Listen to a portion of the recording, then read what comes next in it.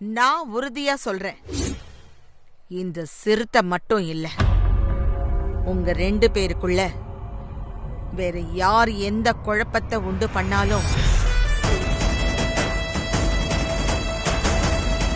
உங்க 2 பேரையும் யாராலையும் பிரிக்க முடியாது.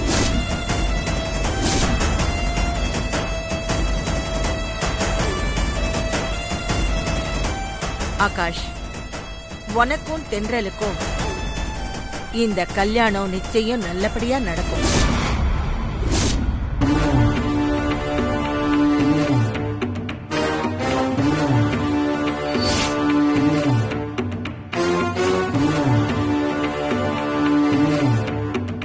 ஆகாஷ், நீயும் தென்றலும் காலையில கல்யாணத்துக்கு ரெடி ஆகணும்ல, போய் ரெஸ்ட் எடுங்க. போமா. சரி பாட்டி.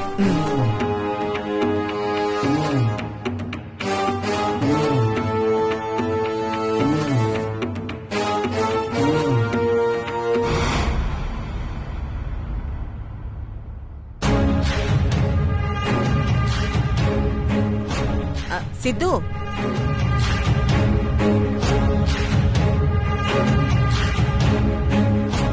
காலையில ஆகாஷுக்கும் தென்றலுக்கும் கல்யாணம் இல்ல, அத நீ ஆனந்தமா சந்தோஷமா வேடிக்கை பார்க்கணும்ல. அதனால நீயும் போய் எங்கேயாவது ஒரு மூலையில தூங்க.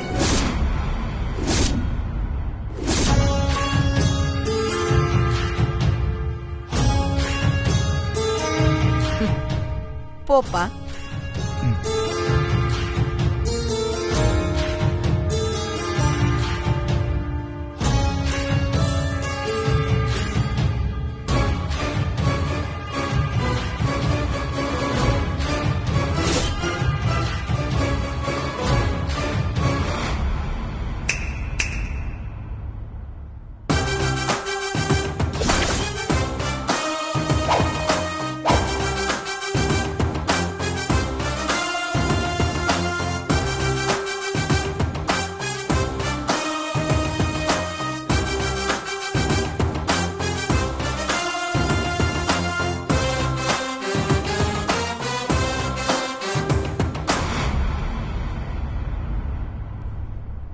என்னடி, இந்த கடைசி முயற்சியில கூட நீ தோத்து போயிட்ட?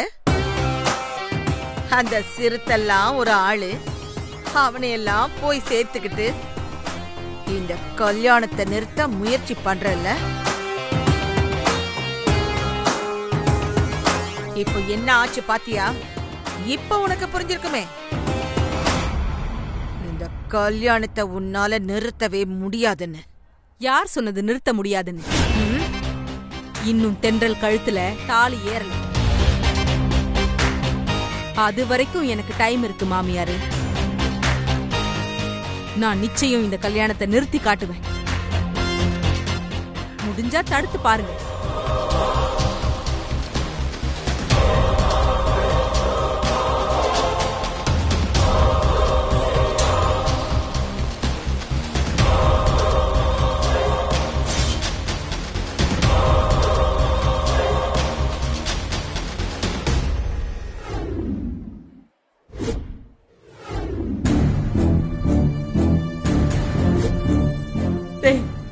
மனசு நீ என்னதான் நினைச்சிட்டு இருக்க? எப்படியாவது காதல சேர்த்து வைக்கணும்னு அம்மாவும் நானும் எவ்வளவோ போராடிக்கிட்டு இருக்கோம். ஆனா நீ என்னன்னா பெரிய தியாகி மாதிரி தென்றல ஆகாஷ் கூட சேர்த்து வைக்கிறதுலே குறியா இருக்க.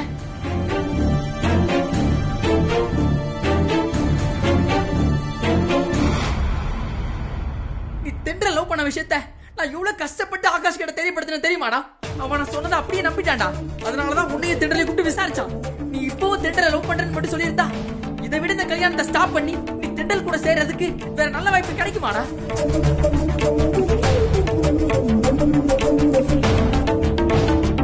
ஆகாஷ் கூப்பிட்டு விசாரிச்சதும், ஆமாங்க திருத்த சொல்ற மாதிரி நானும் தென்றலும் சின்சியரா லவ் பண்றோம்,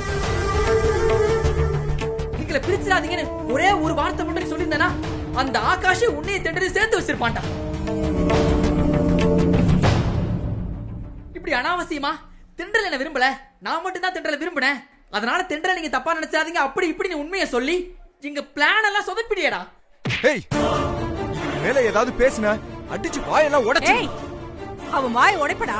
உன் கூட ஃப்ரெண்டா பழகின பாவத்துக்கு உன் காதலை எப்படியாவது காப்பாத்தணும்னு நினைக்கிறான் பாரு. அதனால நீ அவன் வாயை நல்லா உடைக்கதான் செய்வ. மா, உங்க மேல இருக்க கோவத்தை விட உங்க மேலதான் அதிக கொலவெறியில இருக்க. அனாவசியமா என்ன டென்ஷன் பண்ணாம தயவு செய்து அமைதியா இருங்க சொல்லிட்டேன். நான் ஏன் அமைதியா இருக்கணும்? நான் இங்க எதுக்காக வந்தனோ அந்த வேலையை கண்டிப்பா செஞ்சு முடிப்பேன். மா, வேண்டாம், சொன்னா கேளுங்க. நீங்க சொன்னதுக்காக அப்பாவை நான் மன்னிச்சல்ல. அதே மாதிரி தயவு செஞ்சு என் பேச்சுக்கும் கொஞ்சம் மதிப்பு கொடுங்க. இந்த கல்யாணத்தை நிறுத்துறது தப்பு தப்புன்னு நான் ஆரம்பத்துல இருந்தே சொல்லிக்கிட்டு இருக்கேன். ஏமா என் பேச்ச கேட்கவே மாட்டேன்றீங்க? உன் பேச்சுல ஏதாவது அர்த்தம் இருந்தா கேட்கலாம். உனக்குதான் ஒண்ணுமே புரியலையே, அப்புறம் எதுக்கு நான் உன் பேச்ச கேட்கணும்? அப்போ நீங்க இந்த கல்யாணத்தை கண்டிப்பா நிறுத்தியே தீர்வேன்றீங்க? ஆமா, நிறுத்திக்கங்க, தாராளமா நிறுத்திக்கங்க. ஆனா ஒண்ணு மட்டும் சொல்றேன், நீங்க இவன் கூட சேர்ந்துக்கிட்டு என்னதான் கஷ்டப்பட்டு இந்த கல்யாணத்தை நிறுத்தினாலும் நான் தென்றல கல்யாணம் பண்ணிக்க மாட்டேன்.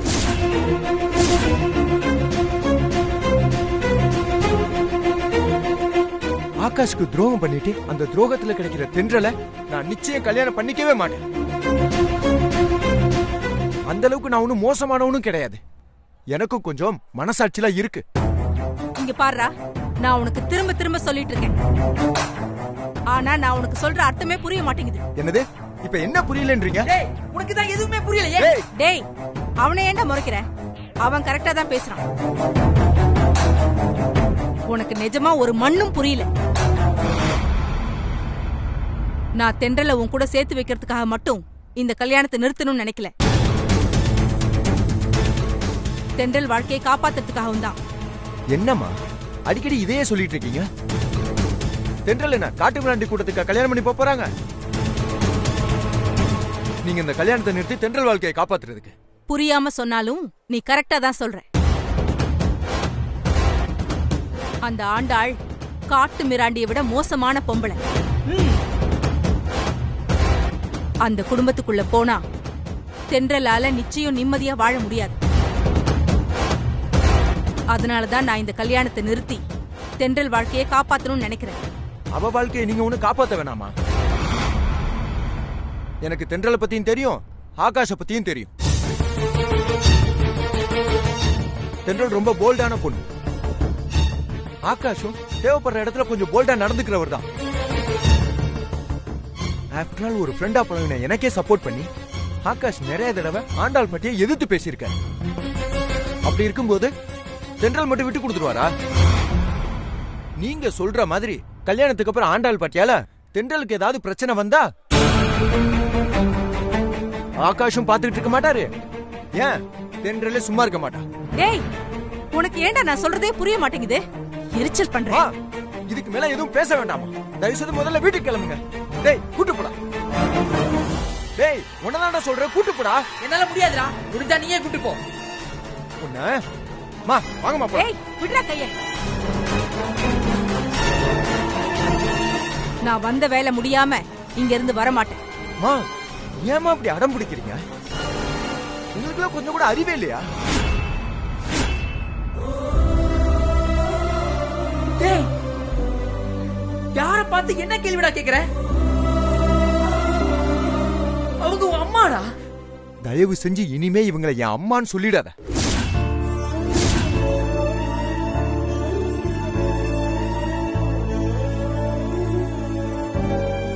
இத்தனை நாள் இவங்களை அம்மான்னு சொல்லிக்கிறத நான் பெருமையா நினைச்சேன். ஆனா இப்ப முத முறையா இவங்களை அம்மான்னு சொல்லிக்கிறத நான் அவமானமா நினைக்கிறேன்.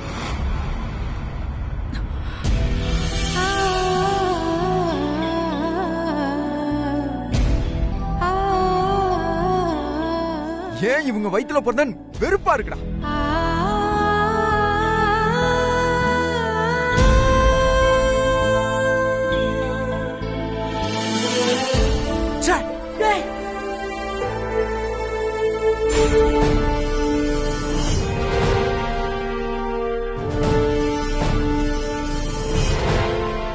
என்ன மன்னிச்சிரு சித்து.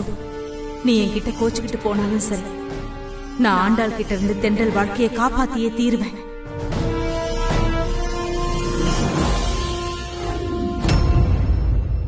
ஏய், இன்னொருத்த எங்கடி? அம்மா அவ பக்கத்துல போயிருக்காமா. இத பாருங்க, அந்த சாரதா அடங்குற மாதிரியே தெரியல. அவளை இனிமேலும் விட்டு வைக்க வேணாம். தொடர்ந்து அவளை ஃபாலோ பண்ணி அவ தனியா இருக்கிற நேரமா பார்த்து அவ கதைய முடிச்சிருங்க. நிஜமாவே கொன்னுடுவாமா? ஆமா, அவ செத்ததும் எனக்கு தகவல் சொல்லுங்க. போங்க, போய் அவளை ஃபாலோ பண்ணுங்க. ஒரு நிமிஷம் சொல்லுங்கம்மா. அவளை கொல்லணும் தான், ஆனா கல்யாணத்துக்கு முன்னாடி அவ சாகக்கூடாது. ஏன்னா பொணத்தை வச்சுக்கிட்டு கல்யாணம் நடத்துறது ஒரு மாதிரி அபசகுணமா இருக்கும். அது மட்டும் இல்லாம இந்த கல்யாணத்தை எப்படியாவது நிறுத்திடுவேன்னு என்கிட்ட ஆட்டம் காட்டிக்கிட்டே இருந்தால, அவ ஆட்டத்தையும் மீறி நான் எப்படி இந்த கல்யாணத்தை நடத்தி காட்டுனேன்னு அவ கண்ணால பார்த்துட்டு அதுக்கப்புறம்தான் சாகணும்.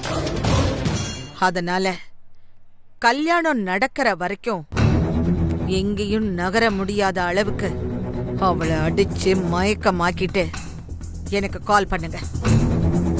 போங்க.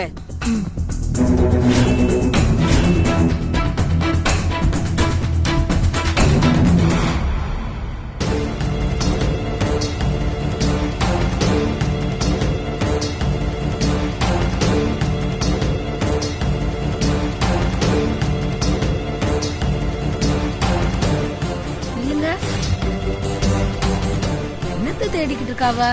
தெரியலையே. நிலா, நிலா. ஏய் நிலா, என்னத்தை தேடிக்கிட்டு இருக்க? என்ன திரு திருன்னு முழிக்கிற? என்னாச்சுமா நிலா? என்ன தேடிட்டு இருக்க?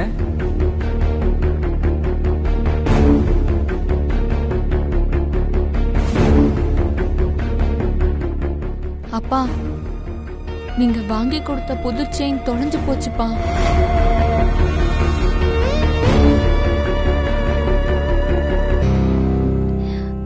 எங்கேயோ மிஸ் ஆயிடுச்சு, அதான் தேடிட்டு இருக்கேன். ஏண்டி, ஏய் லட்சுமி, நம்ம வீட்டுல நீ மட்டும் ஏண்டி இப்படி கூறு கட்டத்தனமா இருக்க? ஒரு செயினை உன்னால பத்திரமா போட்டுக்க முடியாதா? அப்பயும் ஒண்ணு. எதுக்கு அவளை திட்டுற? அது என்ன தங்கம்மா? வெறும் கவரிங் தானே, விடு. ஏங்க, வெறும் கவரிங்னா கூட சும்மாவா வருது? அது 2000 ரூபாங்க. இப்ப இருக்கிற சிரமத்துல 2000 ரூபாய் கொடுத்து வாங்கிட்டு வந்து சாதாரண விஷயமா? ஏன் பாருடி, இங்கதான் எங்கேயாவது கிடக்கும், நல்லா தேடி எடு. கண்டுபிடிச்சு கொண்டு வரல பிச்சு புடுவேன், பிச்சு. போய் தேடு போ. லக்ஷ்மி,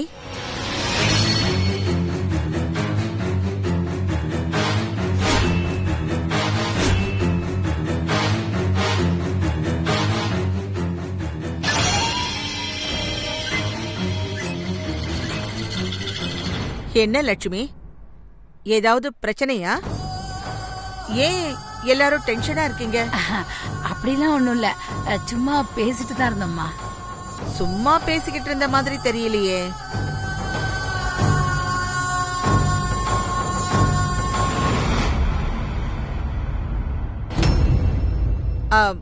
நிலா, உன் கழுத்துல ஒரு அழகான செயின் இருந்ததே, எங்க அது?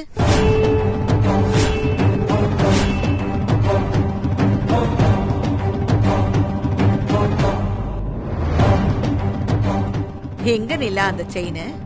அந்த செயின் இங்கதான் எங்கேயோ மிஸ் ஆயிடுச்சு பாட்டி. அத பத்தி தான் நாங்க இப்ப பேசிட்டு இருந்தோம். என்ன நிலா, இப்படியா கவன குறைவா இருப்ப? தங்க செயின் எல்லாம் பார்த்து கவனமா போட்டுக்கிறது இல்ல? என்ன சொல்லி தப்பில்ல. எங்கள மாதிரி தினம் தங்க செயின் போடுறவங்களா இருந்தா பத்திரமா பாத்துப்பாங்க. நீங்கள்லாம் ஏதாவது கல்யாணம் காட்சினா மட்டும்தானே போடுவீங்க.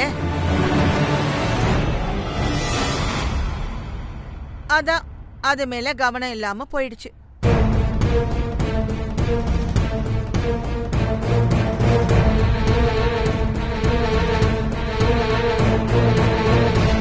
சரி சரி, இதுக்காகலாம் மூஞ்சியை தூக்கி வச்சுக்காதீங்க. இங்க யாரையும் தெரியாம செக்கிங் எல்லாம் பண்ணிடாதீங்க. அது எனக்கு தான் அசிங்கம். அந்த செயின் என்ன 4-5 பவுன் இருக்குமா? அதே மாதிரி செயினை நாளைக்கு நானே நிலாவுக்கு வாங்கி கொடுத்துறேன்.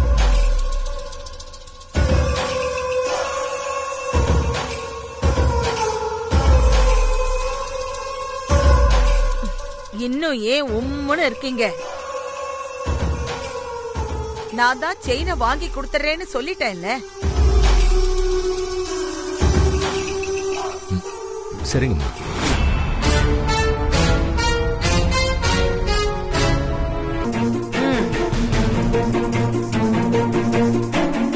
எல்லாரையும் போல சகஜமா இருங்க, புரிஞ்சுதா?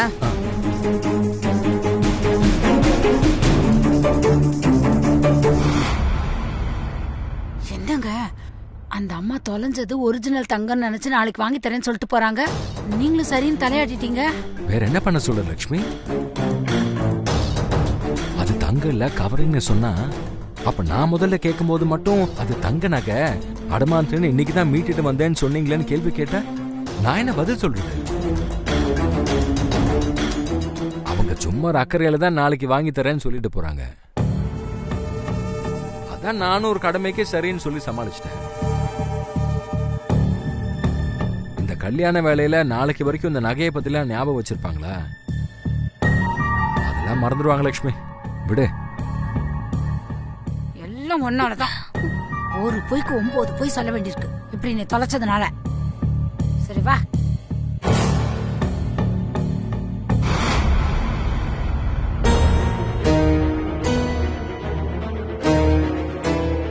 போடி. சரி ஓகே பாய்.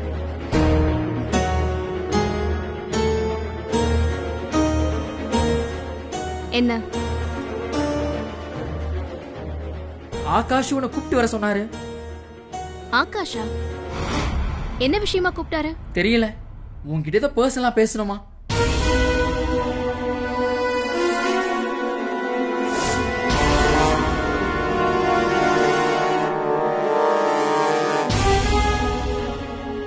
தென்றல், எங்க அங்க போற?